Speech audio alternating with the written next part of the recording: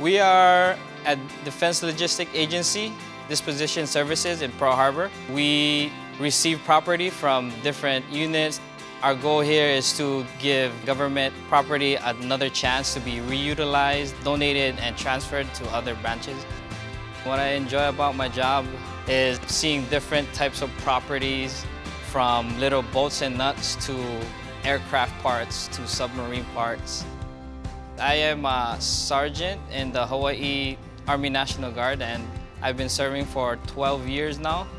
And I am a 12 Bravo combat engineer. We respond to natural disasters for Hawaii. We was involved in the Maui fire. Our mission there was to work with FEMA and to search and rescue victims and work with the K-9 units.